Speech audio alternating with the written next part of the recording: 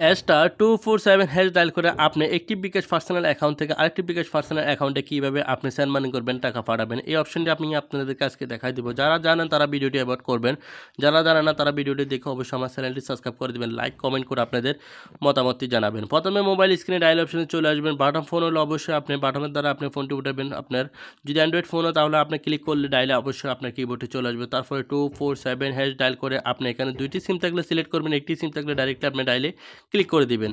যাই হোক, আমি একটি নাম্বারে একটি সিমে ক্লিক করে দিলাম। দেওয়ার পরে কিন্তু এখানে দেখতে পারবেন রানিং ইউএসডি কোড এরকম একটি লেখা চলে আসবে, একটু অপেক্ষা করতে হবে। তারপরে এখানে আপনি দেখতে পারবেন সেন্ড মানি, একদম উপরে দেখতে পারবেন সেন্ড মানি। যেহেতু আমি একটি পার্সোনাল থেকে আরেকটি পার্সোনাল টাকাটি পাঠাবো বলছি, সেই জন্য আমি এখান থেকে সেন্ড মানিটা সিলেক্ট করতে হবে। এখানে আপনি 1 দিবেন। সেন্ড মানিটা কত নাম্বার আছে সেটা আপনারা অবশ্যই ফলো করবেন। যেহেতু এক নাম্বার আছে আমি এখানে 1 দিলাম, দেওয়ার পরে এখানে সেন্ডে ক্লিক করে দিলাম। সেন্ডে ক্লিক করে দেওয়ার পরে কিন্তু একটু অপেক্ষা করার পরে কিন্তু ইন্টার রিসিভার বিকাশ অ্যাকাউন্ট নাম্বার, আপনি যে নাম্বারে টাকাটি পাঠাবেন সেই নাম্বারটি এখানে প্রবেশ করার জন্য বলতেছে 526983। যাই হোক, আমার নাম্বারটি এখানে আমি প্রবেশ করলাম। করার পরে কিন্তু এখানে দেখুন এখানে সেন্ডের অপশন আছে, এখানে সেন্ড আপনি পুনরায় ক্লিক করে দেবেন। পুনরায় ক্লিক করে দেওয়ার পরে কিন্তু একটু অপেক্ষা করবেন। তারপর এখানে দেখুন ইন্টার অ্যামাউন্ট, আপনি কত টাকা সেন্ড করবেন। আমি 20 টাকা সেন্ড করবো আপনাদেরকে বোঝানোর জন্য। তারপর এখানে পুনরায় আপনি কিন্তু সেন্ডে ক্লিক করে দেবেন। পুনরায় সেন্ডে ক্লিক করে দেওয়ার পরে এভাবে কিন্তু লোডিং হয়ে বারবার কিন্তু অপশন আসে, আপনারা অবশ্যই কিন্তু পরে কাজটি করতে হবে। তারপরে ইন্টার রিফারেন্স, আপনি যে কোনো একটি সংখ্যা এখানে দিলে চলবে। যাই হোক, একটি অথবা দুইটি সংখ্যা দিয়ে তারপরে আপনি এখানে সেন্ডে ক্লিক করে দিতে হবে। এখানে আপনি অ্যাপসে ক্লিক করলে রিফারেন্স না দিলেও চলবে, অ্যাপসের মাধ্যমে লেনদেন করলে। যখন আপনি *247# ডায়াল করবেন তখন অবশ্যই রেফারেন্সের জায়গায় যে কোনো একটি সংখ্যা আপনাকে এখানে প্রবেশ করাতে হবে। তারপরে ইন্টার মেনু ফিন কনফার্ম, আপনি এখানে অবশ্যই উপরে নাম্বার দেখতে পারবেন, টাকার অ্যামাউন্টটি দেখতে পারবেন। তারপরে আপনি এখানে পিন নাম্বারটি দেওয়ার জন্য বলতেছে, এখানে পিন নাম্বারটি দিবেন। দেওয়ার পরে কিন্তু এখানে সেন্ডে পুনরায় ক্লিক করে দেবেন।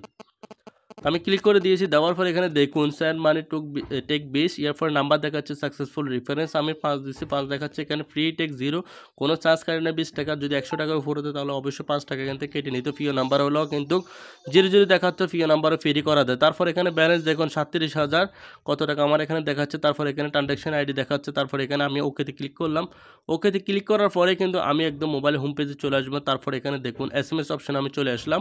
SMS অপশানে আসার পরে কিন্তু এখন এখানে দেখুন বিকেট সেন্ড মানি, এখানে যে আপনি টাকাটি সেন্ড করছেন এখানে কিন্তু অটোমেটিকলি এখানে কিন্তু চলে আসছে, আপনারা অবশ্যই দেখতে পারবেন। আমি আপনাদেরকে দেখাচ্ছি যে সেন্ড মানিটি করছি 20 টাকা, সেটা কিন্তু এখানে চলে আসলো।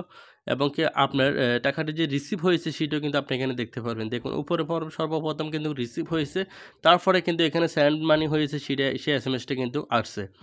এখন আমার যেহেতু একই ফোনে 2টি সিম আছে সেই জন্য আমি এখানে লেনদেন করছি, এই জন্য কিন্তু SMS-টা এখানে দেখানো সম্ভব হয়েছে।